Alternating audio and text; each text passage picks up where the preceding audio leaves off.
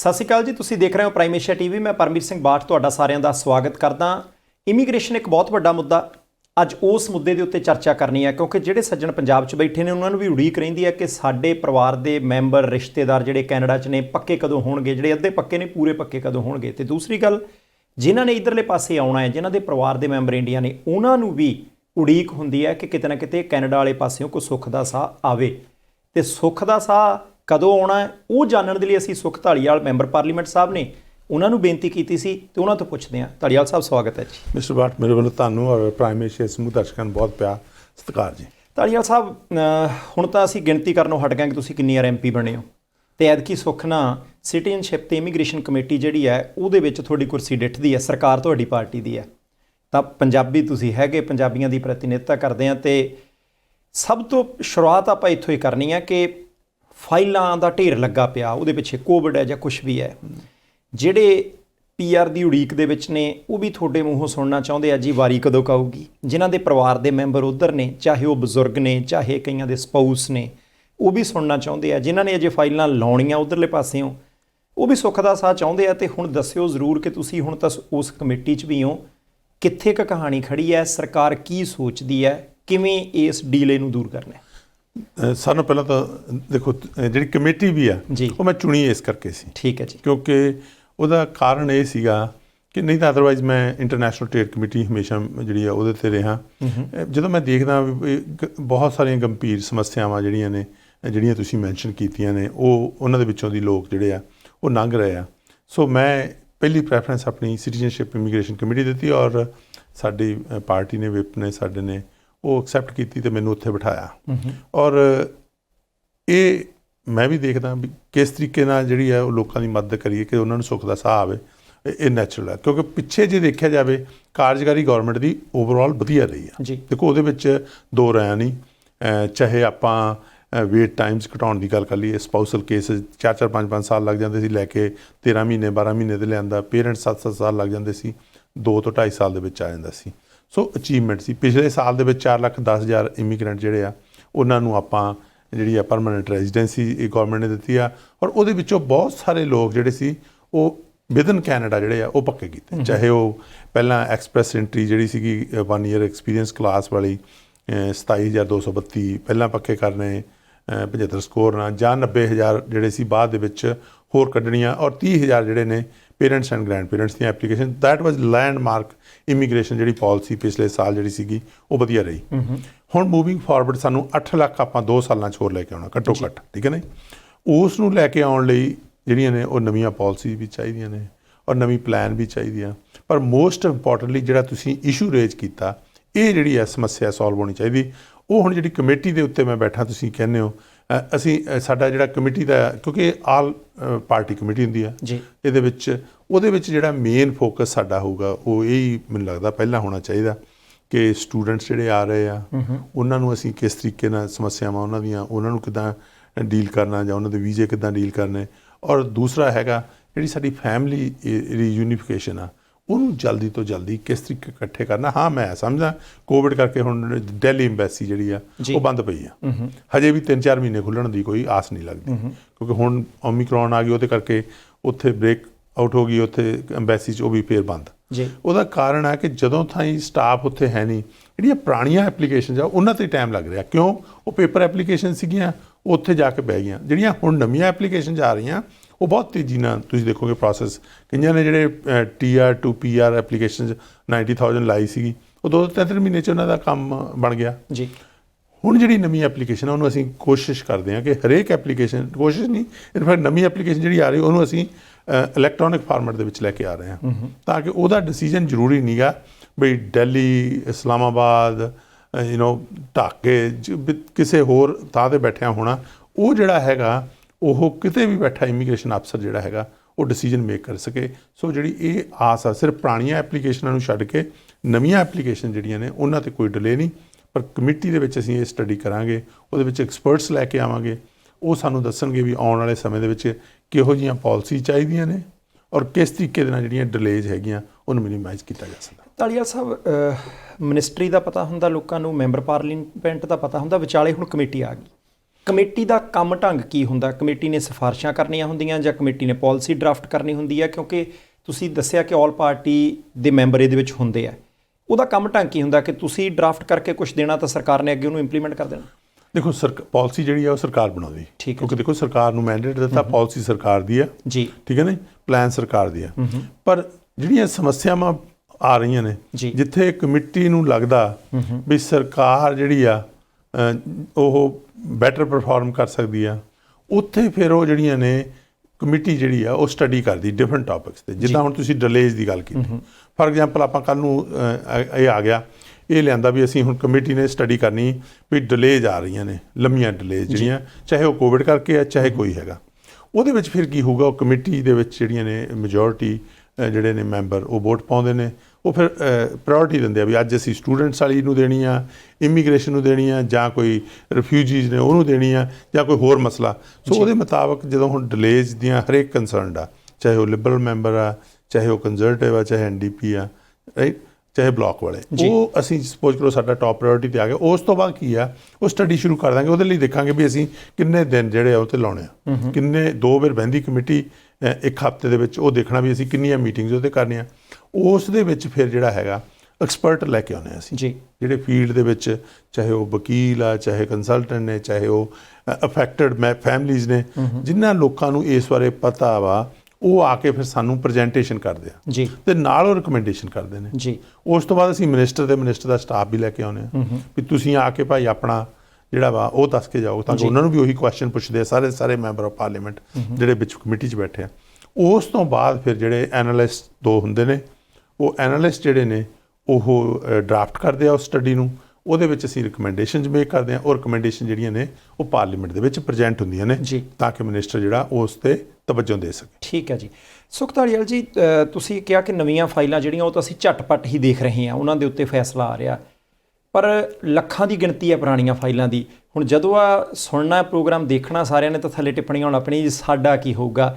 ਜਿਹੜੀਆਂ ਮੀਟਿੰਗਸ ਦੇ ਵਿੱਚ ਤੁਸੀਂ ਹਿੱਸਾ ਲਿਆ, ਜਾਂ ਨਵੇਂ ਇਮੀਗ੍ਰੇਸ਼ਨ ਮਿਨਿਸਟਰ ਹੁਣ ਨਵੀਂ ਸਰਕਾਰ ਦੁਬਾਰਾ ਬਣੀ ਹੈ ਤਾਂ ਚਾਰਜ ਉਹਨਾਂ ਨੇ ਲਿਆ, ਉਹਨਾਂ ਨਾਲ ਮੁਲਾਕਾਤ ਦਾ ਜਾਂ ਗੱਲ ਕਰਨ ਦਾ ਤੁਹਾਨੂੰ ਮੌਕਾ ਮਿਲਿਆ ਹੋਵੇਗਾ, ਕਿਤੇ ਇੱਦਾਂ ਤਾਂ ਨਹੀਂ ਹੋ ਜਾਊਗਾ ਕਿ ਨਵੀਆਂ ਫਾਈਲਾਂ ਆਈ ਜਾਣਗੀਆਂ, ਉਹਨਾਂ ਨੂੰ ਪ੍ਰੋਸੈਸ ਹੋਈ ਜਾਊ ਤੇ ਪੁਰਾਣਾ ਢੇਰ ਜਿਹੜਾ, ਕਿਉਂਕਿ ਸਟਾਫ ਜੇ ਨਹੀਂ ਵਧੂਗਾ ਤਾਂ ਉਹ ਲੱਖਾਂ ਦੀ ਗਿਣਤੀ 'ਚ ਫਾਈਲਾਂ ਪ੍ਰੋਸੈਸ ਕਿੱਦਾਂ ਹੋਣਗੀਆਂ ਜੀ? ਇਹ ਦੇਖੋ, ਇਹ ਬਿਲਕੁਲ ਨਹੀਂ ਹੋਣਾ, ਕਿਉਂਕਿ ਪ੍ਰਾਈਮ ਮਿਨਿਸਟਰ, ਇੱਕ ਗੱਲ ਬੜੀ ਵਧੀਆ ਵਾ, ਤੁਸੀਂ ਦੇਖੋਗੇ ਕਿ ਪ੍ਰਾਈਮ ਮਿਨਿਸਟਰ ਉਹਨਾਂ ਨੇ ਬੜਾ ਮੈਂਡੇਟ ਲੈਟਰ ਜਿਹੜੀਆਂ ਕੱਢਦੇ ਆ ਜੀ, ਉਹ ਬੜੀ ਕਲੀਅਰ ਆ ਉਹਦੇ ਵਿੱਚ।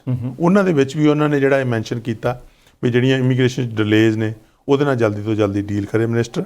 ਔਰ ਦੂਸਰਾ ਹੈਗਾ ਸੀ ਜਿਹੜੇ ਅਨਡਾਕੂਮੈਂਟਡ ਵਰਕਰਸ ਨੇ, ਉਹ ਵੀ ਇੱਕ ਹਾਈਲਾਈਟ ਕੀਤਾ। ਸੋ ਪ੍ਰਾਈਮ ਮਿਨਿਸਟਰ ਵੀ ਜਿਹੜੇ ਨੇ ਉਹ ਮਿਨਿਸਟਰ ਨੂੰ ਇੱਕ ਮੈਂਡੇਟ ਲੈਟਰ ਦਿੰਦੇ ਆ, ਉਸ ਮੈਂਡੇਟ ਲੈਟਰ ਦੇ ਵਿੱਚ ਇਹ ਇਸ਼ੂ ਹੈਗਾ ਵਾ। ਸੋ ਉਸ ਨੂੰ ਮੱਦੇ ਨਜ਼ਰ ਰੱਖਦੇ ਆ। ਬਾਕੀ ਅਸੀਂ ਇੱਕ ਇੰਟਰਨਲ ਕਾਕਸ ਵੀ ਹੈ ਸਾਡੀ, ਲਿਬਰਲ ਦੀ ਇਮੀਗ੍ਰੇਸ਼ਨ ਕਾਕਸ ਬਣੀ ਹੋਈ ਆ, ਉਹਦੇ ਵਿੱਚ ਅਸੀਂ ਜਿਹੜੇ ਮਸਲੇ ਲੈ ਕੇ ਫਿਰ ਉਹ ਮਸਲੇ ਅਸੀਂ ਮਿਨਿਸਟਰ ਨੂੰ ਦੱਸਦੇ ਆ। ਸੋ ਸਮੇਂ ਮੁਤਾਬਕ ਮਿਨਿਸਟਰ ਨੂੰ ਕਾਫੀ ਇਨਪੁਟ ਜਿਹੜੀ ਆ ਉਹ ਮਿਲਦੀ ਰਹਿੰਦੀ ਆ, ਔਰ ਮੰਤਰੀ ਜਿਹੜਾ ਵਾ ਉਹ ਬਣਦਾ ਯੋਗਦਾਨ ਪਾਉਂਦਾ, ਔਰ ਇਸ ਦੇ ਵਿੱਚ ਨਵੇਂ ਰਿਸੋਰਸਿਸ ਪਾਏ ਜਾਣਗੇ ਜੀ, ਮੇਕ ਸ਼ੋਰ ਕੀਤੇ। ਕਿਉਂਕਿ ਦੇਖੋ, ਮੇਰਾ ਤਾਂ ਕੰਮ ਹੈਗਾ ਲੋਕਾਂ ਨੂੰ ਹਮੇਸ਼ਾ ਪਬਲਿਕ ਸਰਵਿਸ ਮੇਰੀ ਪਹਿਲ ਰਹੀ ਹੈ, ਡਜ਼ਨਟ ਮੈਟਰ, ਠੀਕ ਹੈ, ਅਸੀਂ ਗਵਰਨਿੰਗ ਪਾਰਟੀ ਹਾਂ, ਜਦੋਂ ਨਹੀਂ ਵੀ ਸੀ ਉਦੋਂ ਵੀ ਮੈਂਬਰ ਪਾਰਲੀਮੈਂਟ ਸੀ, ਪਰ ਹਮੇਸ਼ਾ ਜਿਹੜਾ ਹੈਗਾ ਕੰਸਟਰਕਟਿਵ ਰੋਲ ਅਦਾ ਕੀਤਾ ਤਾਂ ਕਿ ਜਿਹੜੇ ਮੇਰੇ ਕੰਸਟੀਟੂਐਂਟਸ ਨੇ, ਜਿਹੜੇ ਕੈਨੇਡੀਅਨਸ ਨੇ, ਜਿਨ੍ਹਾਂ ਨੂੰ ਇਹ ਸਮੱਸਿਆਵਾਂ ਆ ਰਹੀਆਂ, ਦਰਪੇਸ਼ ਸਮੱਸਿਆਵਾਂ, ਉਹਦਾ ਹੱਲ ਹੋਣਾ ਚਾਹੀਦਾ। ਉਸ ਲਈ ਆਵਾਜ਼ ਜਿਹੜੀ ਆ ਮਿਨਿਸਟਰ ਕੋ ਇੰਡੀਵਿਜੂਅਲ ਤੌਰ 'ਤੇ ਜੀ, ਕਾਕਸ ਦੇ ਤੌਰ 'ਤੇ, ਕਾਕਸ ਮੈਂਬਰ ਜਿਹੜੇ ਆ ਅਸੀਂ ਲਿਬਰਲ ਦੇ, ਔਰ ਕਮੇਟੀ ਦੇ ਤੌਰ 'ਤੇ ਹਰ ਪਾਸਿਓਂ ਜਿਹੜੀ ਹੈਗੀ ਆ ਉਹ ਪੂਰੀ ਕੋਸ਼ਿਸ਼ ਕੀਤੀ ਜਾ ਰਹੀ। ਠੀਕ ਹੈ ਜੀ। ਆਖਰੀ 2 ਗੱਲਾਂ ਇਸ ਮਸਲੇ 'ਤੇ ਜੀ। ਇੱਕ, ਫਾਈਲ ਚਲੇਗੀ, ਸਟੇਟਸ ਨਹੀਂ ਪਤਾ ਲੱਗਦਾ ਕਿ ਕਿੱਥੇ ਇੱਕ ਗੱਲ ਗਈ ਆ। ਵਿਰੋਧੀ ਧਿਰਾਂ ਕਈ ਵਾਰੀ ਕਹਿ ਦਿੰਦੀਆਂ ਜੀ ਸਿਸਟਮ ਹੀ ਹਿਲਾ ਦਿੱਤਾ ਸਰਕਾਰ ਨੇ, ਪਾਰਟੀ ਨੇ ਆ ਕੇ। ਤੁਹਾਡੇ ਕੋਲ ਆਫਿਸ ਦੇ ਵਿੱਚ ਵੀ ਬਹੁਤ ਸਾਰੇ ਲੋਕ ਆਉਂਦੇ ਹੋਣਗੇ ਜੀ, ਫਾਈਲ ਗਈ ਆ, ਪਤਾ ਨਹੀਂ ਲੱਗਦਾ, ਪਤਾ ਹੀ ਕਰਾ ਦਿਓ। ਕੀ ਇੱਧਰਲੇ ਪਾਸੇ ਵੀ ਧਿਆਨ ਦਿੱਤਾ ਜਾਊਗਾ ਤਾਂ ਜੋ ਘੱਟੋ ਘੱਟ, ਠੀਕ ਹੈ, ਕਿਸੇ ਨੂੰ ਲੱਗਣਾ ਸਾਲ ਕੁ ਲੱਗ ਸਕਦਾ, ਉਹਨੂੰ ਪਤਾ ਲੱਗ ਜਾਵੇ, ਚੁੱਪ ਕਰਕੇ ਆਪਣੇ ਕੰਮ ਧੰਦੇ ਵੱਲ ਧਿਆਨ ਦੇਵੇ, ਉਹਦੀ ਰੋਜ਼ ਭਟਕਣਾ ਜੀ ਨਾ ਰਹੇ ਕਿ ਮੇਰਾ ਮਸਲਾ ਪਤਾ ਨਹੀਂ ਕਿੱਥੇ ਕੁ ਫਾਈਲ ਚੁੱਕੀ ਵੀ ਹੈ ਕਿ ਨਹੀਂ ਚੁੱਕੀ? ਕੀ ਇਹ ਧਿਆਨ 'ਚ ਆਇਆ ਮਸਲਾ? ਇਹ ਮਿਸਟਰ ਬਾਠਾ ਆਲਰੇਡੀ ਹੈਗਾ, ਕਿਉਂਕਿ ਸਮੇਂ ਮੁਤਾਬਕ ਜਿਹੜੀ ਵੈਬਸਾਈਟ ਆ ਉਹਦੇ ਉੱਤੇ ਅਪਡੇਟ ਕਰਦੇ ਰਹਿੰਦੇ ਆ। ਪਰ ਫਿਰ ਵੀ ਅਸੀਂ, ਕਿਉਂਕਿ ਦੇਖੋ ਤਾਬਲੇ ਆ ਲੋਕ ਜੀ, ਸਾਡੇ ਆਫਿਸ ਸਰੀ ਨਿਊਟਨ ਦਾ ਸਾਰਿਆਂ ਨੂੰ ਬਿਜੀ ਆ ਕੈਨੇਡਾ 'ਚ, ਕਿਉਂਕਿ ਅਸੀਂ ਨਾ ਹੀ ਨਹੀਂ ਕਰਦੇ, ਕੋਈ ਦਫ਼ਤਰ 'ਚ ਆ ਗਿਆ ਉਹਨੂੰ ਇੰਟਰਟੇਨ ਕਰਨਾ ਹੀ ਕਰਨਾ, ਉਹਦਾ ਇਹ ਕੰਮ ਤਾਂ ਸੀ। ਪਰ ਅਸੀਂ ਉਹ ਜਿਹੜਾ ਇਹ ਕਹਿੰਦੇ ਆ ਵੀ ਜਿਹੜੇ ਇਮੀਗ੍ਰੇਸ਼ਨ ਦੇ ਜਿਹੜੇ ਸਾਨੂੰ ਬਣਾਇਆ ਹੋਇਆ ਵਾ ਦਫ਼ਤਰਾਂ ਦੇ ਵਿੱਚ IRCC ਦਾ MP ਦੇ, ਉਹਨੂੰ ਕਿਉਂ ਨਾ ਅਸੀਂ ਇੱਕ ਸਿਸਟਮ ਜਿਹੜਾ ਸੈੱਟ ਕੀਤਾ ਜਾ ਸਕੇ ਤਾਂ ਕਿ ਹਰੇਕ ਇਨਸਾਨ ਜਿਹੜਾ ਉਹ ਆਪਣੀ ਫਾਈਲ ਨੂੰ ਪੋਰਟਲ ਦੇ ਵਿੱਚ ਜਾ ਕੇ ਐਕਸੈਸ ਕਰ ਸਕੇ। ਉਹ ਵੀ ਸਿਸਟਮ ਜਿਹੜਾ ਅੱਗੇ ਲੈ ਕੇ ਆਉਣ ਦੀ ਉਹਨੂੰ ਵੀ ਤਵੱਜੋ ਦਿੱਤੀ ਜਾ ਰਹੀ ਆ। ਪਰ ਰੈਸਟ ਅਸ਼ੋਰ ਕਿ ਅਸੀਂ ਤੁਹਾਡੇ ਜਿਹੜੇ ਦਰਸ਼ਕ ਹੈਗੇ ਆ ਉਹਨਾਂ ਦੇ ਲਈ ਯਤਨ ਜਾਰੀ ਨੇ, ਲੜਾਈ ਜਾਰੀ ਆ। ਉਹ ਅਸੀਂ ਕੋਈ ਨਾ ਕੋਈ ਮੌਕਾ ਆਏਗਾ ਜਿੱਥੇ ਇਹ ਵੀ ਨਹੀਂ ਹੋਏਗਾ ਕਿ ਜਿਹੜੀਆਂ ਦੇਖੋ ਨਵੀਆਂ ਫਾਈਲ ਪੁਰਾਣੀਆਂ ਫਾਈਲਸ ਹੈਗੀਆਂ ਨੇ, ਹੁਣ ਜੇ ਦਿੱਲੀ ਐਮਬੈਸੀ ਖੁੱਲ੍ਹੀ ਹੀ ਨਹੀਂ ਗਈ, ਤੁਸੀਂ ਅੰਡਰਸਟੈਂਡ ਕਰਦੇ ਹੋ ਕਿ ਉੱਥੋਂ ਫਾਈਲ ਤਾਂ ਹੀ ਅੱਗੇ ਚੱਲੂਗੀ ਨਾ ਜੇਕਰ ਉੱਥੇ ਫਿਜ਼ੀਕਲੀ ਆਫਿਸਰ ਉੱਥੇ ਬੈਠੂਗਾ ਜਾ ਕੇ। ਸੋ ਉਹ ਅਸੀਂ ਚਾਹੁੰਦੇ ਹਾਂ ਵੀ ਜਿੰਨੀ ਜਲਦੀ ਵੀ ਹੋਵੇ ਐਮਬੈਸੀ ਖੋਲ੍ਹੋ, ਭੇਜੋ, ਤਾਂ ਕਿ ਉਹ ਜਿਹੜੀਆਂ ਪੁਰਾਣੀਆਂ ਫਾਈਲਸ ਪਈਆਂ ਉਹਦੇ ਵਿੱਚ ਵੱਡੀ ਨਹੀਂ, ਜੇ ਜਿਹੜਾ ਗੌਰਮੈਂਟ ਕਹਿੰਦੀ ਨਾ ਸਿਸਟਮ ਖਰਾਬ ਤਾਂ ਕੰਜ਼ਰਵੇਟਿਵ ਕਰਕੇ ਗਏ ਸੀ। ਤੁਸੀਂ ਦੇਖੋ 7-7 ਸਾਲ ਜਿਹੜੇ ਸੀ ਪੇਰੈਂਟਸ ਨੂੰ ਲੱਗਦੇ ਸੀ, 4-4 ਸਾਲ ਜਿਹੜੇ ਸੀ ਸਪਾਊਸਲ ਕੇਸਿਸ ਨੂੰ ਲੱਗਦੇ ਸੀ, ਉਹ ਕਿਹਨੇ ਠੀਕ ਕੀਤੇ ਆ ਕੇ? ਉਹ ਲਿਬਰਲ ਗਵਰਨਮੈਂਟ ਨੇ ਕੀਤੇ ਸੀ। 12 ਮਹੀਨੇ 'ਚ ਫਾਈਲ ਪ੍ਰੋਸੈਸ ਹੋ ਜਾਂਦੀ ਸੀਗੀ, ਠੀਕ ਹੈ ਨਾ। ਪੇਰੈਂਟਸ ਦੀ ਜਿਹੜੀ ਸੀਗੀ ਉਹ ਤੁਹਾਨੂੰ ਮੈਂ ਦੱਸਿਆ 2 ਸਾਲ 'ਚ। ਔਰ ਇਕੱਲਾ ਇਹ ਹੀ ਨਹੀਂ, ਉਹ ਤਾਂ parents and grand parents the clause ਹੀ ਬੰਦ ਕਰਕੇ ਸੀ। ਇਮੀਗ੍ਰੇਸ਼ਨ ਜਿਹੜੀ ਸੀਗੀ ਉਹ ਖੋਲ੍ਹੀ ਕਿਹਨੇ ਆ ਕੇ? ਉਹ ਵੀ ਲਿਬਰਲ ਪਾਰਟੀ ਨੇ ਆ ਕੇ ਖੋਲ੍ਹੀ। ਸੋ ਮੈਨੂੰ ਆਈ ਟੇਕ ਏ ਪ੍ਰਾਈਡ ਜਿਹੜਾ ਸਾਡੀ ਪਾਰਟੀ ਨੇ ਇਮੀਗ੍ਰੇਸ਼ਨ ਬਾਰੇ ਆ ਉਸ 'ਤੇ ਜਿਹੜੀ ਅਪੋਜੀਸ਼ਨ ਆ ਉਹ ਗੱਲ ਨਹੀਂ ਕਰ ਸਕਦੀ। ਕਿਉਂਕਿ ਜਿੰਨੀਆਂ ਵੀ ਪਾਲਿਸੀਜ਼ ਅਪੋਜੀਸ਼ਨ ਲੈ ਕੇ ਆਈ ਸੀ ਉਹ ਸਾਰੀਆਂ ਰਿਗਰੈਸਿਵ ਪਾਲਿਸੀ ਸੀਗੀਆਂ, ਕੋਈ ਵੀ ਕਿਤੇ ਵਰਕ ਨਹੀਂ ਕੀਤੀ। ਅੱਜ ਜਿਹੜਾ ਹੈਗਾ ਕੈਨੇਡਾ ਨੂੰ ਅੱਜ ਲੋੜ ਆ ਇਮੀਗ੍ਰੇਸ਼ਨ ਦੀ, ਕਿਉਂਕਿ ਇਮੀਗ੍ਰੇਸ਼ਨ ਇਸ ਵੇਲੇ ਸਾਡੀ ਸੋਸ਼ਲ ਨੀਤੀ ਨਹੀਂ ਰਹੀ, ਇਕਨੋਮਿਕ ਨੀਤੀ ਬਣ ਗਈ। ਅੱਜ ਕਿਸੇ ਬਿਜ਼ਨਸ 'ਚ ਆ ਕੇ ਦੇਖ ਲਓ ਹੈਲਪ ਵਾਂਟਡ ਦੇ ਸਾਈਨ ਲੱਗੇ ਪਏ ਆ, ਠੀਕ ਹੈ ਨਾ। ਉਸ ਲਈ ਸਾਨੂੰ ਜਿਹੜਾ ਹੈਗਾ ਤਾਂ ਹੀ ਅਸੀਂ ਜਿਹੜੇ 1.2 ਮਿਲੀਅਨ ਜਿਹੜੇ ਇਮੀਗ੍ਰੈਂਟ ਲੈ ਕੇ ਆਉਣੇ ਸੀ 3 ਸਾਲਾਂ 'ਚ, ਉਹਦੇ ਵਿੱਚ ਪਹਿਲੇ ਸਾਲ ਦਾ ਕੋਟਾ ਚਾਹੇ ਉਹ ਕੋਵਿਡ ਸੀ ਉਹਦੇ ਵਿੱਚ 4,10,000 ਜਿਹੜੇ ਨੇ ਪਿਛਲੇ ਸਾਲ ਵਾਧੂ ਕੀਤੇ ਆ। ਸੋ ਇਸ ਕਰਕੇ ਆਉਣ ਵਾਲੇ ਸਮੇਂ ਦੇ ਵਿੱਚ ਇਹ ਗੱਲਾਂ ਕੰਜ਼ਰਵੇਟਿਵ ਜਿਹੜੀ ਆ ਪਾਰਟੀ ਉਹ ਕਰਦੀ ਰਹਿੰਦੀ ਆ। ਅਪੋਜੀਸ਼ਨ ਦਾ ਕੰਮ ਆ ਕ੍ਰਿਟਿਕ ਦਾ ਰੋਲ ਅਦਾ ਕਰਨਾ, ਗੌਰਮੈਂਟ ਦਾ ਕੰਮ ਆ ਕੋਈ ਚੰਗੀ ਪਾਲਿਸੀ ਲੈ ਕੇ ਆਉਣੀ। ਔਰ ਸਾਨੂੰ ਪ੍ਰਾਈਡ ਆ ਜਿਹੜੀਆਂ ਪਾਲਿਸੀ ਅਸੀਂ ਪਿਛਲੇ ਸਾਲ ਜਿਹੜੀਆਂ ਲੈ ਕੇ ਆਏ ਆ ਉਹਦੇ 'ਤੇ ਸਾਨੂੰ ਮਾਣ ਆ। ਛੋਟੀ ਜਿਹੀ ਗੱਲ ਆਖਰੀ ਕਿ ਕੀ ਹੁਣ ਨਵੀਂ ਪਾਲਿਸੀ ਆਊਗੀ ਜਾਂ ਪੁਰਾਣੀਆਂ ਜਿਹੜੀਆਂ ਨੀਤੀਆਂ ਲਾਗੂ ਨੇ ਉਹਨਾਂ ਨੂੰ ਹੀ ਤੇਜ਼ ਕਰਨ ਦੀ ਕੋਸ਼ਿਸ਼ ਕੀਤੀ ਹੈ? ਕਿਉਂਕਿ ਲੋਕ ਵੱਡੀ ਅਨਾਊਂਸਮੈਂਟ ਉਡੀਕਦੇ ਹੁੰਦੇ ਕਈ ਵਾਰੀ, ਕਿਉਂਕਿ ਇਲੈਕਸ਼ਨ ਤੋਂ ਪਹਿਲਾਂ ਤੁਸੀਂ 90,000 27,000 ਏਡੀਆਂ ਵੱਡੀਆਂ ਅਨਾਊਂਸਮੈਂਟਸ ਕੀਤੀਆਂ ਕਿ ਹੁਣ ਆਦਤ ਜਿਹੀ ਪੈ ਗਈ ਹੈ ਕਿ ਕੁਝ ਵੱਡਾ ਪਟਾਕਾ ਪਊਗਾ। ਦੇਖੋ ਸਮੇਂ ਮੁਤਾਬਕ ਸਾਨੂੰ ਪਾਲਿਸੀ ਤਾਂ ਚੇਂਜ ਕਰਨੀ ਪੈਣੀ ਹੈ, ਠੀਕ ਹੈ ਨਾ। ਕੀ ਅਸੀਂ ਇਹ ਆ ਕੇ ਦੇਖਣਾ ਪੈਣਾ ਵੀ ਜਿਹੜੀ ਇਸ ਵੇਲੇ ਸਾਡੀ ਲੋੜ ਆ ਕੈਨੇਡਾ ਦੇ ਬਿਜ਼ਨਸਿਸ ਦੀ ਲੋੜ ਹੈਗੀ, ਔਰ ਵੱਖਰੇ ਜਿਹੜੇ ਰੀਜ਼ਨਸ ਨੇ ਉਹਨਾਂ ਦੀ ਲੋੜ ਹੈਗੀ, ਉਸ ਨੂੰ ਮੱਦੇਨਜ਼ਰ ਰੱਖ ਕੇ ਪਾਲਿਸੀ ਤਾਂ ਐਵਰੀ ਜਿਹੜੀ ਹੈ ਸੋ ਆਫਨ ਚੇਂਜ ਹੋਣੀ ਹੈ, ਕਿਉਂਕਿ ਉਹ ਸਾਨੂੰ ਅਡਾਪਟ ਕਰਨਾ ਪੈਣਾ ਸਿਸਟਮ ਨੂੰ। ਸੋ ਉਹਦੇ ਮੁਤਾਬਕ ਇਮੀਗ੍ਰੇਸ਼ਨ ਮੰਤਰੀ ਜਿਹੜੇ ਆ ਉਹ ਕੋਸ਼ਿਸ਼ ਕਰ ਰਹੇ ਆ ਵੀ ਜਿਹੜੀ ਨਵੀਂ ਪਾਲਿਸੀ ਲੈ ਕੇ ਤਾਂ ਕਿ 4,10,000 ਅਸੀਂ ਇਮੀਗ੍ਰੈਂਟ ਇਸ ਸਾਲ ਫਿਰ ਜਿਹੜਾ ਕਰਨਾ ਹੈਗਾ, ਜਿਹਦੇ ਵਿੱਚ 1 ਮਹੀਨਾ ਲੰਘ ਚੱਲਿਆ, ਉਹ 'ਚੋਂ 1 ਮਹੀਨਾ ਲੰਘ ਗਿਆ, ਠੀਕ ਹੈ ਨਾ। ਤੇ ਉਹ ਅਸੀਂ ਜਿਹੜਾ ਹੈਗਾ ਉਸ ਦੇ ਬਾਰੇ ਨਾ ਘਾਬਰੋ, ਆਪਣੇ ਦਰਸ਼ਕਾਂ ਨੂੰ ਕਹੋ, ਪਰ ਇੱਕ ਚੀਜ਼ ਜ਼ਰੂਰ ਹੈਗੀ, ਪਰ ਲਿਖਦੇ ਜ਼ਰੂਰ ਹੋ। ਕਿਉਂਕਿ ਦੇਖੋ ਜੇ ਅਸੀਂ ਅੱਜ ਸਾਡੇ 'ਚ ਇੱਕੋ ਹੀ ਕੌਲ ਕਿ ਅਸੀਂ ਚਿੱਠੀ ਨਹੀਂ ਪਾਉਂਦੇ, ਆਪੋ ਆਪਣੇ ਮੈਂਬਰ ਪਾਰਲੀਮੈਂਟ ਨੂੰ ਮਿਨਿਸਟਰ ਨੂੰ ਵੀ ਚਿੱਠੀ ਪਾਓ, ਭਾਈ ਆਹ ਸਾਡਾ ਹੈਗਾ, ਅਸੀਂ ਤਾਂ ਰੌਲੀ ਪਾਉਣੀ ਆ ਉੱਥੇ, ਅਸੀਂ ਤਾਂ ਇਹਨਾਂ ਲਈ ਢੋਲ ਵਜਾਉਂਦੇ ਆ ਉੱਥੇ ਜਾ ਕੇ ਲੜਾਈ, ਇਹ ਵੀ ਜ਼ੋਰ ਲਾਈ ਜਾਣ ਤਾਂ ਉਹਦੇ ਨਾਲ ਸਾਡੀ ਲਾਈਫ ਜਿਹੜੀ ਸੌਖੀ ਹੋ ਜਾਂਦੀ, ਤਾਂ ਕਿ ਅਸੀਂ ਮੰਤਰੀ ਨੂੰ ਜਾ ਕੇ ਦੱਸ ਸਕਦੇ ਹਾਂ, ਅਸੀਂ ਪ੍ਰਾਈਮ ਮਿਨਿਸਟਰ ਨੂੰ ਦੱਸ ਸਕਦੇ ਹਾਂ। ਔਰ ਸਾਡੀ ਕਾਕਸ ਦੇ ਵਿੱਚ ਈਵਨ ਕੱਲ੍ਹ ਵੀ ਸਾਡੀ ਕਾਕਸ ਮੀਟਿੰਗ ਸੀਗੀ ਬ੍ਰਿਟਿਸ਼ ਕੋਲੰਬੀਆ ਦੀ, ਉਹਦੇ ਵਿੱਚ ਵੀ ਅਸੀਂ ਇਹ ਇਸ਼ੂ ਜਿਹੜਾ ਵਾ ਉਹ ਰੇਜ਼ ਕੀਤਾ। ਹਰ ਸਮੇਂ 'ਤੇ ਜਿਹੜਾ ਇਮੀਗ੍ਰੇਸ਼ਨ ਜਿਹੜੀ ਹੈ ਇਸ ਵੇਲੇ ਸਰਕਾਰ ਦੀ one of the top priorities ਹੈਗੀ ਵੀ ਕਿੱਦਾਂ ਹੈਂਡਲ ਕਰਨਾ। ਠੀਕ ਹੈ ਜੀ। ਸੋ ਸੁਖ ਧਾਲੀਵਾਲ ਸਾਹਿਬ ਸਾਡੇ ਨਾਲ ਜੁੜੇ ਹੋਏ ਨੇ, ਸਰੀ ਨਿਊਟਨ ਤੋਂ ਮੈਂਬਰ ਪਾਰਲੀਮੈਂਟ ਨੇ, ਤੇ ਸੁਖ ਨਾਲ ਸਿਟੀਜ਼ਨਸ਼ਿਪ ਤੇ ਇਮੀਗ੍ਰੇਸ਼ਨ ਕਮੇਟੀ ਦੇ ਮੈਂਬਰ ਨੇ। ਤੇ ਅਸੀਂ ਮਹੀਨੇ 'ਚ ਇੱਕ ਅੱਧੀ ਵਾਰੀ ਇਹਨਾਂ ਨੂੰ ਇੱਥੇ ਸੱਦਾ ਦੇ ਦਿਆ ਕਰਨਾ ਕਿ ਭਾਈ ਜਿੰਨੀ ਕੁ ਅਪਡੇਟ ਹੋਈ ਹੈ ਦੱਸੋ, ਤਾਂ ਜੋ ਤੁਹਾਨੂੰ ਧਰਵਾਸ ਜਿਹੜਾ ਮਿਲ ਸਕੇ। ਤੁਸੀਂ ਆਪਣੇ ਸਵਾਲ, ਆਪਦੀਆਂ ਟਿੱਪਣੀਆਂ ਜਿਹੜੀਆਂ ਨੇ ਉਹ ਸੱਭਿਅਕ ਭਾਸ਼ਾ ਦੇ ਵਿੱਚ ਜ਼ਰੂਰ ਲਿਖ ਦਿਓ। ਤੇ ਹੁਣ ਇਮੀਗ੍ਰੇਸ਼ਨ ਤੋਂ ਬਾਅਦ ਅਗਲੇ ਮਸਲੇ 'ਤੇ ਜਾਣਾ। ਧਾਲੀਵਾਲ ਸਾਹਿਬ, ਕਈ ਵਾਰੀ ਅਧਿਕਾਰ ਖੇਤਰ ਦਾ ਜਿਹੜਾ ਉਹ ਰੌਲਾ ਹੁੰਦਾ ਹੈ। ਇੱਥੇ ਜਦੋਂ ਕੋਵਿਡ ਆਇਆ ਤਾਂ ਆਪਾਂ ਸਾਰਿਆਂ ਨੇ ਦੇਖਿਆ ਕਿ ਜਿਹੜੇ ਟਰੱਕਰ ਨੇ ਉਹਨਾਂ ਦਾ ਬਹੁਤ ਯੋਗਦਾਨ ਸੀ ਸਮਾਨ ਇੱਧਰ ਉੱਧਰ ਪਹੁੰਚਾਉਣ ਦੇ ਵਿੱਚ।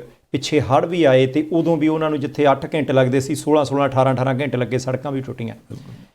ਮੈਂ ਵੈਕਸੀਨੇਸ਼ਨ ਵਾਲੇ ਮੁੱਦੇ 'ਤੇ ਨਹੀਂ ਜਾਂਦਾ, ਮੈਨੂੰ ਨਹੀਂ ਪਤਾ ਕਿ ਤੁਹਾਡੇ ਅਧਿਕਾਰ ਖੇਤਰ 'ਚ ਹੈ ਜਾਂ ਨਹੀਂ ਹੈ, ਪਰ ਪਿੱਛੇ ਜਿਹਾ ਉਹਨਾਂ ਨੇ ਸਰੀ ਦੇ ਵਿੱਚ ਵੀ ਇੱਥੇ ਰੈਲੀ ਕੀਤੀ ਸੀ ਕਿ ਜਦੋਂ ਸਨੋ ਪੈਂਦੀ ਹੈ ਘੱਟੋ ਘੱਟ ਸੜਕਾਂ ਛੇਤੀ ਸਾਫ਼ ਹੋਣ, ਸਾਡੀ ਸੁਰੱਖਿਆ ਹੋਵੇ, ਕਿਸੇ ਦੀ ਜਾਨ ਨਾ ਜਾਵੇ। ਉਹਨਾਂ ਦਾ ਇਹ ਵੀ ਕਹਿਣਾ ਸੀ ਕਿ ਸਨੋ ਉਦੋਂ ਚੱਕ ਦਿੱਤੀ ਜਾਵੇ ਜਦੋਂ ਜੇ ਐਕਸੀਡੈਂਟ ਨਹੀਂ ਹੋਇਆ ਜਾਂ ਉੱਥੇ ਸਾਈਨ ਵਗੈਰਾ ਚੰਗੇ ਹੋਣ, ਸੜਕਾਂ ਚੌੜੀਆਂ ਹੋਣ।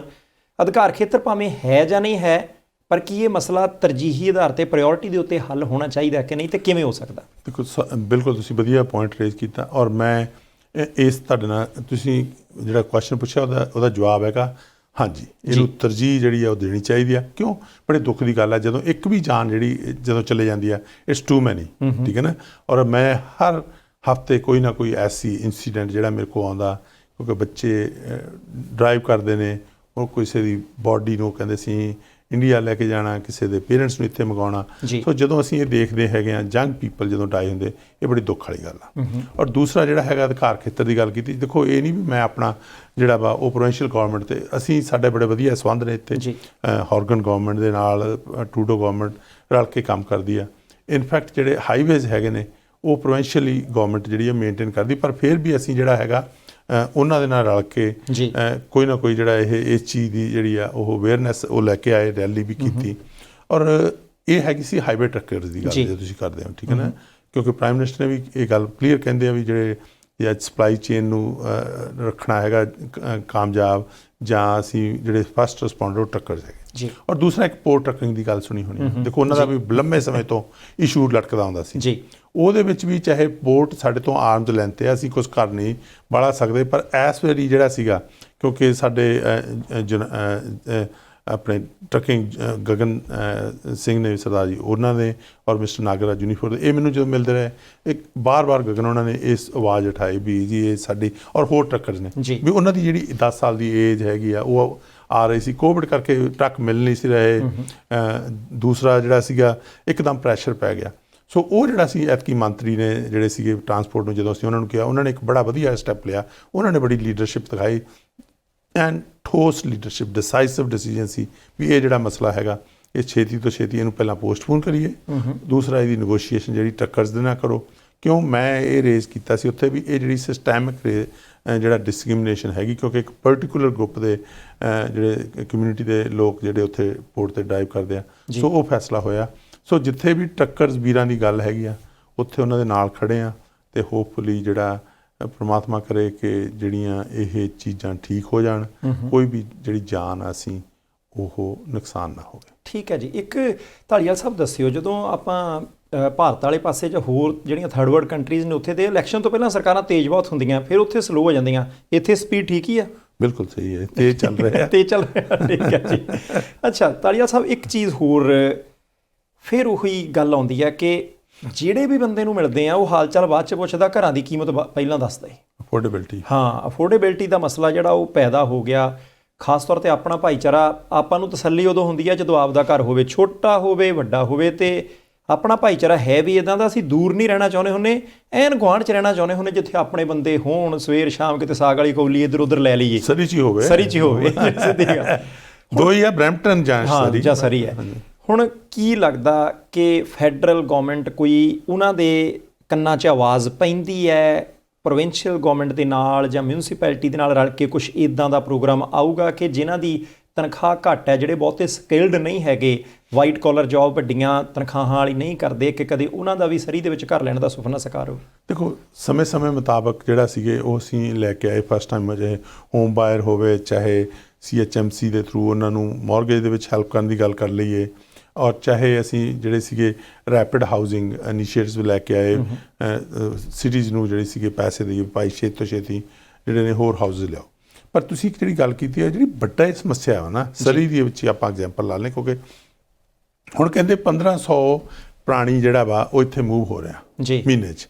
ਜੇ 1500 ਦਾ ਜੇ ਐਵਰੇਜ ਆਪਾਂ ਘਰ ਦੇ 4 ਮੈਂਬਰ ਵੀ ਲਾਈਏ, ਤਕਰੀਬਨ 400 ਘਰ ਚਾਹੀਦਾ ਕਿ ਨਹੀਂ? ਤਕਰੀਬਨ ਤੇ ਜੇ 12 ਨਾਲ ਗੁਣਾ ਕਰ ਲਈਏ ਤੇ 5000 ਦੇ ਕਰੀਬ ਹੋ ਗਿਆ, 4800। ਠੀਕ ਹੈ ਜੀ।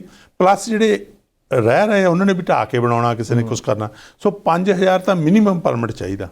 ਇਹ ਦੇਖਣਾ ਪੈਣਾ ਵੀ ਜਿਹੜੀ ਸਾਡੇ 5000 ਪਰਮਿਟ ਇਸ ਵੇਲੇ ਸਿਟੀ ਆਫ ਸਰੀ ਜਿਹੜੀ ਆ ਉਹ ਦੇ ਰਹੀ ਕਿ ਨਹੀਂ ਦੇ ਰਹੀ। ਜੇ ਨਹੀਂ ਦੇ ਰਹੀ ਤਾਂ ਸਾਨੂੰ ਪ੍ਰੋਸੈਸ ਜਿਹੜੀ ਆ ਉਹ ਫਾਸਟ ਟਰੈਕ ਕਰਨੀ ਪੈਣੀ। ਉਹਨੂੰ ਹੈਲਪ ਕਰਨ ਲਈ ਮੈਨੂੰ ਪੂਰੀ ਆਸ ਆ ਕਿ ਪ੍ਰੋਵਿੰਸ਼ੀਅਲ ਗੌਰਮੈਂਟ ਵੀ, ਮਿਨਿਸਟਰੀ ਵੀ ਆ ਜਿਹੜੇ NDP ਦੇ, ਉਹ ਵੀ ਇਸ ਮਸਲੇ 'ਤੇ ਵਿਚਾਰ ਕਰ ਰਿਹਾ। ਔਰ ਅਸੀਂ ਇੱਕ ਪਾਲਿਸੀ ਲੈ ਕੇ ਆਂਦੀ ਫੈਡਰਲ ਨੇ ਵੀ ਐਕਸਲਰੇਟਡ ਫੰਡ ਹੈਗਾ ਵੀ ਜੇ ਸਿਟੀ ਪਰਮਿਟ ਦੀ ਜਿਹੜੀ ਆ ਛੇਤੀ ਕਰੇ, ਜਿੰਨੀ ਜਲਦੀ ਦੇਵੇ ਜਿਹੜੀ ਪਰਮਿਟਸ ਜ਼ਿਆਦਾ ਇਸ਼ੂ ਕਰੇ, ਉਹਦੇ ਨਾਲ ਕੀ ਹੋਊਗਾ ਕਿ ਅਵੇਲੇਬਿਲਿਟੀ ਹੋ ਗਈ ਨਾ, ਜੀ। ਸਪਲਾਈ ਹੋ ਗਈ, ਉਹਦੇ ਵਿੱਚ ਜੇ ਉਹਨਾਂ ਨੇ ਇੰਸਪੈਕਟਰ ਹਾਇਰ ਕਰਨੇ ਨੇ, ਉਹਨਾਂ ਨੇ ਪਲੈਨਰ ਹਾਇਰ ਕਰਨੇ ਨੇ, ਉਹਨਾਂ ਨੇ ਪਲਾਨ ਚੈੱਕਰ ਹਾਇਰ ਕਰਨੇ, ਤਾਂ ਗੌਰਮੈਂਟ, ਫੈਡਰਲ ਗੌਰਮੈਂਟ ਜਿਹੜੀ ਆ ਉਹਨੇ ਫੰਡ ਅਸਾਈਡ ਕੀਤੇ ਆ ਵੀ ਅਸੀਂ ਜਿਹੜਾ ਸਿਟੀਜ਼ ਆ ਉਹਨਾਂ ਦੀ ਮਦਦ ਕਰਾਂਗੇ। ਅੱਛਾ, ਜੇ ਕੰਮ ਉਹਨਾਂ ਨੇ ਤੇਜ਼ ਕਰਨਾ, ਮੈਨ ਪਾਵਰ ਵੱਧ ਚਾਹੀਦੀ ਹੈ, ਰੁਪਈਏ ਚਾਹੀਦੇ, ਤਾਂ ਫੈਡਰਲ ਦੇ ਦੂ। ਹਾਂ, ਦਿਓ, ਡਾਲਰ ਦੇਵਾਂਗੇ ਜੀ, ਰੁਪਈਏ। ਠੀਕ ਹੈ ਜੀ, ਕਿਉਂਕਿ ਆਪਾਂ ਤਾਂ ਗੁਣਾ ਜੋ ਹੀ ਕਰਦੇ ਆ ਨਾ। ਠੀਕ ਹੈ ਜੀ। ਧਾਲੀਵਾਲ ਸਾਹਿਬ, ਇੱਕ ਕੋਵਿਡ ਦੇ ਨਾਲ ਰਲਦਾ ਮਸਲਾ ਸੀ, ਕਿਉਂਕਿ ਸਰਕਾਰਾਂ ਫਿਰ ਥੋੜ੍ਹੀ ਜਿਹੀ ਸਹੂਲਤ ਦੇ ਰਹੀਆਂ ਸੀ, ਤੇ ਇੱਧਰਲੇ ਪਾਸੇ ਜਿਹੜੇ ਟਰੱਕਰ ਆ, ਜਿਹੜੇ US ਚੱਲਦੇ ਆ, ਉਹਨਾਂ ਦਾ ਮਸਲਾ ਜਿਹੜਾ ਖੜਾ ਸੀ ਕਿ ਵੈਕਸੀਨੇਸ਼ਨ ਦਾ ਮਸਲਾ, ਕਿਉਂਕਿ ਸਪਲਾਈ ਚੇਨ ਤਾਂ ਹੈਗੀ, ਆਪਣੇ ਸੰਬੰਧ ਬੜੇ ਗੂੜੇ ਆ US ਦੇ ਨਾਲ। ਸਰਕਾਰ ਦੀ ਉੱਧਰਲੇ ਪਾਸੇ ਕੀ ਪਾਲਿਸੀ ਹੈ? ਕੁਝ ਪਾਸੇ ਡਿਮਾਂਡ ਆਉਂਦੀ ਸੀ, ਹਾਂ ਜਾਂ ਨਾ ਦਾ ਨਹੀਂ, ਮਸਲਾ ਤਾਂ ਵੈਸੇ ਸੁਰੱਖਿਆ ਦਾ। ਦੇਖੋ, ਪਬਲਿਕ ਜਿਹੜੀ ਪਬਲਿਕ ਹੈਲਥ ਆ, ਉਹ ਇਸ ਵੇਲੇ ਸਾਡੀ ਟੌਪ ਪ੍ਰਾਇੋਰਟੀ ਆ, ਕਿਉਂਕਿ ਅਸੀਂ ਨਹੀਂ ਚਾਹੁੰਦੇ ਵੀ ਇੱਕ ਵੀ ਕੈਨੇਡੀਅਨ ਜਿਹੜਾ ਹੈਗਾ ਉਹ ਬਾਹਰੋਂ ਆਈ ਕੋਵਿਡ ਦੇ ਨਾਲ ਜਿਹੜਾ ਕੋਈ ਲੈ ਕੇ ਆਵੇ, ਉਹਦੇ ਨਾਲ ਜਿਹੜੀ ਆ ਉਹ ਇਨਫੈਕਸ਼ਨ ਜਿਹੜੀ ਵਧੇ। ਅੱਜ ਜਿਹੜੇ ਨੇ ਅਸੀਂ ਕੈਨੇਡੀਅਨ ਸਫਰ ਕਰਨਗੇ ਸਿਹਤ ਪੱਖੋਂ, ਕੱਲ੍ਹ ਨੂੰ ਸਾਡੀ ਇਕੋਨਮੀ ਜਿਹੜੀ ਉਹਦਾ ਪੱਠਾ ਬੈਠ ਸਕਦਾ। ਉਸ ਨੂੰ ਮੱਦੇਨਜ਼ਰ ਰੱਖ ਕਰਕੇ ਜਨਵਰੀ 12 ਤੋਂ ਜਿਹੜੀਆਂ ਰਿਸਟ੍ਰਿਕਸ਼ਨਸ ਲਾਈਆਂ ਵੀ ਜਿਹੜਾ ਵੀ US ਦਾ ਡਰਾਈਵਰ ਜਿਹੜਾ ਹੈਗਾ, ਜੇ ਉਹ ਕੈਨੇਡਾ 'ਚ ਆਉਣਾ ਚਾਹੁੰਦੇ ਹੈਗੇ ਲੈ ਕੇ, ਤਾਂ ਉਹ ਫੁੱਲੀ ਵੈਕਸੀਨੇਟਡ ਹੋਣੇ ਚਾਹੀਦੇ ਆ, ਨਹੀਂ ਤਾਂ ਉਹਨਾਂ ਨੂੰ ਬਾਰਡਰ ਤੋਂ ਵਾਪਸ ਕਰ ਦਿੱਤਾ ਜਾਊ। ਜੇ ਕੋਈ ਕੈਨੇਡੀਅਨ ਹੈਗਾ, ਉਹਦੇ ਵਿੱਚ ਉਹਨਾਂ ਨੂੰ ਇਹ ਹੈਗਾ ਵੀ ਉਹ ਆ ਸਕਦੇ, ਪਰ ਜੇ ਕਿਉਂਕਿ ਅਸੀਂ ਕੈਨੇਡੀਅਨ ਤਾਂ ਰੋਕ ਨਹੀਂ ਸਕਦੇ, ਪਰ ਉਹਨਾਂ ਨੂੰ ਉਹ ਫਿਰ ਜਿਹੜੀਆਂ ਸਾਰੀਆਂ ਪਹਿਲਾਂ ਉੱਥੇ ਟੈਸਟ ਕਰਾਉਣਾ ਪਊ, PCR, ਇੱਥੇ ਆ ਕੇ ਟੈਸਟ ਕਰਾਉਣਾ ਪਊ, ਕੁਆਰੰਟੀਨ ਕਰਨੀ ਪਊ। ਸੋ ਉਸ ਸਮੱਸਿਆ, ਉਸ ਸਿਸਟਮ 'ਚੋਂ ਨਿਕਲਣਾ ਪਊ। ਜਾਣੀ ਜਿੰਨੇ ਗੇੜੇ 19 ਵਾਰੀ ਆ ਸਾਰਾ ਪ੍ਰੋਸੈਸ ਆ। ਸੋ ਇਸ ਨੂੰ ਮੱਦੇਨਜ਼ਰ ਰੱਖਦੇ ਸਿਰਫ ਤੇ ਸਿਰਫ ਕੀ ਆ ਕਿ ਜਿਹੜੀ ਪਬਲਿਕ ਹੈਲਥ ਆ ਉਹ ਟਾਪ ਪ੍ਰਾਇੋਰਟੀ, ਲੋਕਾਂ ਦੀ, ਕੈਨੇਡੀਅਨ ਲੋਕਾਂ ਦੀ ਸਿਹਤ ਜਿਹੜੀ ਆ ਉਹਨੂੰ ਅਸੀਂ ਸੇਫਟੀ ਲਈ, ਉਹਦੇ ਵਿੱਚ ਬਹੁਤ ਸਾਰੇ ਲੋਕ ਨੇ, ਔਰ ਤੁਹਾਡੇ ਮੈਂ ਦਾਅਵੇ ਨਾਲ ਕਹਿ ਸਕਦਾ ਵੀ ਜਿਹੜੇ 99% ਤੁਹਾਡੇ ਦਰਸ਼ਕ ਹੋਣਗੇ, ਉਹਨਾਂ ਨੇ ਵੈਕਸੀਨੇਸ਼ਨ ਲਵਾਈ ਹੋਊਗੀ। ਠੀਕ ਹੈ ਨਾ?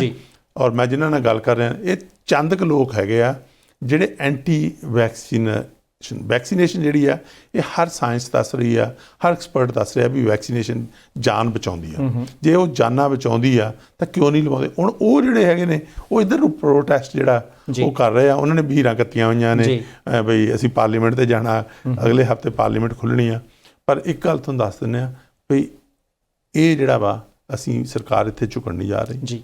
ਅਸੀਂ ਆਪਣਾ ਜਿਹੜਾ ਦ੍ਰਿੜ ਆ ਇਸ ਇਰਾਦੇ 'ਤੇ ਕਿ ਵੈਕਸੀਨੇਸ਼ਨ ਜਿਹੜੀ ਹੈਗੀ ਆ ਉਹਨੂੰ ਅਸੀਂ ਇਨਕਰੇਜਮੈਂਟ ਕਰਾਂਗੇ। ਔਰ ਮੈਂ ਤੁਹਾਡੇ ਦਰਸ਼ਕਾਂ ਨੂੰ ਵੀ ਹੱਥ ਜੋੜ ਕੇ ਬੇਨਤੀ ਕਰਦਾ ਵੀ ਜਿਹਨੇ ਜਿਹੜੇ ਫੁੱਲੀ ਵੈਕਸੀਨੇਟ ਨਹੀਂ ਗਏ, ਪਲੀਜ਼ ਉਹ ਫੁੱਲੀ ਵੈਕਸੀਨੇਟ ਹੋਵੋ।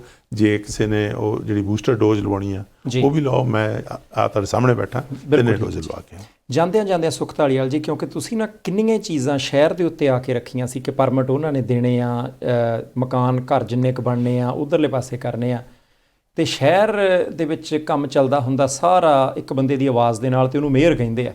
ਮੇਅਰ ਦੀ ਚੋਣ ਹੈ ਨਾ, ਤੁਹਾਡਾ ਵੀ ਵਿੱਚ ਗੂੰਜੀ ਜਾਂਦਾ ਹੈ। ਅਤੇ ਹੁਣ ਡਿਟੇਲ 'ਚ ਕਿਸੇ ਦਿਨ ਬਾਅਦ 'ਚ ਗੱਲ ਕਰਾਂਗੇ, ਪਰ ਕੀ ਸੁਖ ਧਾਲੀਵਾਲ ਮੈਂਬਰ ਪਾਰਲੀਮੈਂਟ ਸਰੀ ਦੇ ਪਹਿਲੇ ਪੰਜਾਬੀ ਮੇਅਰ ਬਣਨ ਦੇ ਲਈ ਦੌੜ ਦੇ ਵਿੱਚ ਸ਼ਾਮਿਲ ਨੇ? ਇਰਾਦਾ ਬਣਾ ਲਿਆ? ਕਿੱਥੇ ਤੱਕ ਗੱਲ ਆਪਣੀ ਆ? ਦੇਖੋ ਜੀ, ਤੁਹਾਨੂੰ ਪਤਾ ਕਿ ਮੇਰਾ ਜੀਵਨ ਜਿਹੜਾ ਵਾ ਉਹ ਖੁੱਲ੍ਹੀ ਕਿਤਾਬ ਆ ਜੀ। ਠੀਕ ਹੈ, ਇਹਦੇ ਵਿੱਚ ਕੁਛ ਛੁਪਿਆ ਨਹੀਂ ਕਿ ਬਹੁਤ ਸਾਰੇ ਡਾਈਵਰਸ ਗਰੁੱਪਸ ਨੇ, ਵੱਖੋ ਵੱਖਰੀਆਂ ਪੋਲੀਟੀਕਲ ਪਾਰਟੀਜ਼ ਤੋਂ ਨੇ, ਉਹਨਾਂ ਨੇ ਮੈਨੂੰ ਅਪਰੋਚ ਕੀਤਾ। ਠੀਕ ਹੈ ਨਾ ਬਈ ਸੁਖ, ਇਸ ਵੇਲੇ ਸਰੀ ਦੇ ਵਿੱਚ ਡਿਵਿਸਿਵ ਪੋਲੀਟਿਕਸ ਚੱਲ ਰਹੀ ਹੈ, ਇੱਕ ਡਾਇਨਾਮਿਕ ਵਾਈਬਰੈਂਟ ਸਿਟੀ ਹੈ ਜਿਹਨੂੰ ਅਸੀਂ ਅਗਲੇ ਲੈਵਲ 'ਤੇ ਲੈ ਕੇ ਜਾਣਾ ਚਾਹੁੰਦੇ ਹਾਂ। ਔਰ ਸਾਡੇ ਬੱਚੇ ਵੀ ਅੱਜ ਭੱਜਦੇ ਨੇ ਸਿਟੀ ਤੋਂ ਵੀ ਅਸੀਂ ਇੱਥੇ ਰਹਿਣਾ ਨਹੀਂ ਚਾਹੁੰਦੇ। ਅਤੇ ਸਾਡਾ ਜੇ ਇਹ ਖੇਤਰ ਜਿਹੜਾ ਅਧਿਕਾਰ ਖੇਤਰ ਵੀ ਇੱਥੇ, ਕਿਉਂਕਿ ਬੀਇੰਗ ਏ ਪ੍ਰੋਫੈਸ਼ਨਲ ਇੰਜੀਨੀਅਰ, ਲੈਂਡ ਸਰਵੇਅਰ, ਪਿੱਛੇ ਸਿਸਟਮ ਦਾ ਵੀ ਪਤਾ, ਔਰ ਮੈਂ ਲੋਕਲ ਪੋਲੀਟਿਕਸ ਕਾਫੀ ਲੰਮੇ ਸਮੇਂ ਤੋਂ ਜਿਹੜਾ ਵਾ ਉਹ ਜਿਹੜਾ ਇਨਵੋਲਵ ਵੀ ਰਹਿੰਦਾ ਮੈਂ, ਡਾਇਰੈਕਟਲੀ ਔਰ ਇਨਡਾਇਰੈਕਟਲੀ। ਅਤੇ ਹੁਣ ਇਸ ਵੇਲੇ ਉਹ ਮੈਨੂੰ ਕਹਿ ਰਹੇ ਨੇ, ਉਤਸ਼ਾਹਿਤ ਕਰ ਰਹੇ ਨੇ ਵੀ ਤੂੰ ਜਿਹੜਾ ਹੈਗਾ ਵੀ ਇਸ ਵੇਲੇ ਲੋੜ ਹੈਗੀ ਲੀਡਰਸ਼ਿਪ ਦੀ। ਠੀਕ ਹੈ ਨਾ, ਸਰੀ ਦੇ ਵਿੱਚ ਚੇਂਜ ਦੀ। ਸੋ ਉਸ ਨੂੰ ਮੱਦੇਨਜ਼ਰ ਰੱਖਦਿਆਂ ਉਹਨਾਂ ਨੇ ਮੈਨੂੰ ਬੇਨਤੀ ਕੀਤੀ ਆ, ਮੈਨੂੰ ਉਹ ਇਨਕਰੇਜ ਕਰ ਰਹੇ ਆ, ਔਰ ਮੈਂ ਇਸ ਚੀਜ਼ ਨੂੰ ਲੁਕਾਉਂਦਾ ਨਹੀਂ, ਇਸ 'ਚ ਕੋਈ ਲੁਕਿਆ ਨਹੀਂ। ਬਿਲਕੁਲ ਜਿਹੜਾ ਹੈਗਾ ਗੰਭੀਰਤਾ ਨਾਲ ਇਸ 'ਤੇ ਮੈਂ ਵਿਚਾਰ ਕਰ ਰਿਹਾ, ਸੋਚ ਰਿਹਾ, ਔਰ ਜਿਹੜਾ ਹੈਗਾ ਸੀਰੀਅਸਲੀ ਇਸ ਮਸਲੇ ਵੱਲ ਨੂੰ ਜਿਹੜਾ ਮੇਰਾ ਧਿਆਨ ਦਿੱਤਾ ਜਾ ਰਿਹਾ। ਪਰ ਹਜੇ ਫਾਈਨਲ ਡਿਸੀਜਨ ਜਿਹੜਾ ਹੈਗਾ ਇਸ ਬਾਰੇ ਮਨ ਨਾਲ ਸਲਾਹ ਤਾਂ ਕਰ ਹੀ ਲਈ ਹੋਣੀ ਆ।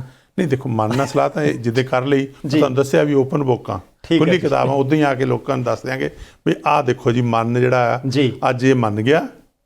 ਠੀਕ ਹੈ ਨਾ, ਅਤੇ ਇਹ ਆਪਾਂ ਹੁਣ, ਸਾਨੂੰ ਤੁਹਾਡੀ ਮਦਦ ਦੀ ਲੋੜ ਹੈ। ਔਰ ਇਹ ਮੇਰੇ ਨਾਲੋਂ ਜ਼ਿਆਦਾ ਜਿਹੜਾ ਮੈਂ ਤੁਹਾਨੂੰ ਦੱਸਦਾ ਉਤਸ਼ਾਹਿਤ ਨੇ ਉਹ ਲੋਕ ਨੇ। ਐਵਰੀ ਡੇ ਮੈਨੂੰ ਹੰਡਰਡਸ ਆਫ ਕਾਲਸ ਆਉਂਦੀਆਂ। ਇਹ ਨਹੀਂ ਵੀ ਇਕੱਲੀਆਂ ਸਾਊਥ ਏਸ਼ੀਅਨ ਪੀਪਲ ਦੀਆਂ, non South Asian, liberal, NDP, conservative, green, pro RCMP, pro Surrey police, ਯਾਨੀ ਯੂ ਨੇਮ ਇਟ, ਕਿ ਇੰਨੀ ਡਾਈਵਰਸ ਕਮਿਊਨਿਟੀ ਆ। ਉਹ ਇਹ ਕਹਿੰਦੇ ਨੇ ਵੀ, ਬਹੁਤ ਸਾਰੇ ਲੋਕ ਕਹਿੰਦੇ ਵੀ ਸੁਖ ਤੂੰ ਇੱਕ ਐਸਾ ਸੀਰੀਅਸ ਕੈਂਡੀਡੇਟ ਹੈਗਾ ਜਿਹੜਾ ਬੈਲੈਂਸ ਰੱਖ ਕੇ ਚੱਲਦਾ, ਇਹ ਨਹੀਂ ਵੀ ਇਕੱਲੇ ਇੱਕ ਅੱਧਾ ਬੰਦੇ ਦੀ ਗੱਲ ਸੁਣੇਗਾ, ਟੀਮ ਐਫਰਟ 'ਚ ਬਿਲੀਵ ਕਰਦਾ, ਲੋਕਾਂ ਨੂੰ ਸੁਣਦਾ, ਐਕਸੈਸੀਬਲ ਹੈਗਾ, ਵੀ ਇਸ ਵੇਲੇ ਇਹੋ ਜਿਹਾ ਮੇਅਰ ਚਾਹੀਦਾ। ਅਤੇ ਪਰ ਮੈਂ ਉਹ ਇਸੇ ਕਰਕੇ ਉਹਨਾਂ ਨੂੰ ਉਸ ਨੂੰ ਮੱਦੇਨਜ਼ਰ ਰੱਖਦੇ ਹਾਂ, ਉਹਨਾਂ ਦਾ ਮਾਣ ਰੱਖਦੇ ਹਾਂ ਜਿਹੜਾ ਡਿਸੀਜਨ ਆ ਆਉਣ ਵਾਲੇ ਸਮੇਂ ਦੇ ਵਿੱਚ ਬਣਾऊँ, ਔਰ ਫਿਰ ਜਿਹੜਾ ਹੈਗਾ ਉਹ ਲੋਕਾਂ ਨੂੰ ਦੱਸਾਂਗੇ। ਨਹੀਂ, ਬਿਲਕੁਲ ਠੀਕ ਹੈ ਜੀ। ਜਿੱਦਣ ਤੁਸੀਂ ਮਨ ਬਣਾ ਲਿਆ ਫਿਰ ਆਹੀ ਕੁਰਸੀ ਹੋਣੀ ਆ, ਫਿਰ ਸਰੀ ਦੀਆਂ ਸਮੱਸਿਆਵਾਂ 'ਤੇ ਡਿਸਕਸ ਕਰਾਂਗੇ ਜੀ। ਠੀਕ ਹੈ ਜੀ, ਕਿਉਂ ਨਹੀਂ ਜੀ, ਬਹੁਤ ਮਿਹਰਬਾਨੀ ਤੁਹਾਡੀ ਮਿਸਟਰ ਭੱਟ। ਫਿਰ ਇੱਕ ਵਾਰ ਤਹਿ ਦਿਲੋਂ ਧੰਨਵਾਦੀ ਤੁਹਾਡਾ,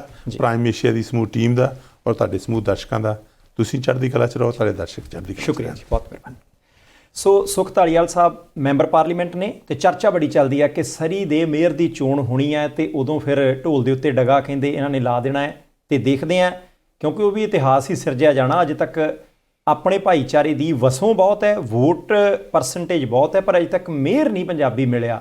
ਐਤਕੀ ਚਰਚਾ ਚੱਲਦੀ ਹੈ, ਮਨ ਕਦੋਂ ਬਣਾਉਂਦੇ ਆ ਪਤਾ ਲੱਗੇਗਾ। ਪਰ ਉਹੀ ਗੱਲ ਜਦੋਂ ਅਗਲੀ ਵਾਰੀ ਵੀ ਸੱਦਾਂਗੇ, ਜੇ ਮੇਅਰ ਦੀ ਚੋਣ ਲੜਦੇ ਆ, ਸਭ ਤੋਂ ਪਹਿਲਾ ਸਵਾਲ ਇਮੀਗ੍ਰੇਸ਼ਨ ਦਾ ਪੁੱਛਾਂਗੇ। ਸੋ ਤੁਹਾਨੂੰ ਪ੍ਰੋਗਰਾਮ ਕਿੱਦਾਂ ਦਾ ਲੱਗਾ, ਤੁਸੀਂ ਆਪਣੀਆਂ ਟਿੱਪਣੀਆਂ ਜ਼ਰੂਰ ਦੇਣਾ। ਇੱਥੇ ਦਿਓ। ਪਰਮਜੀਤ ਸਿੰਘ ਬਾਠ ਨੂੰ ਆ ਗਿਆ। ਦੇਖਦੇ ਰਹਿਣਾ ਪ੍ਰਾਈਮ ਏਸ਼ੀਆ TV, ਤੁਹਾਡਾ ਆਪਣਾ, ਤੁਹਾਡੇ ਲਈ।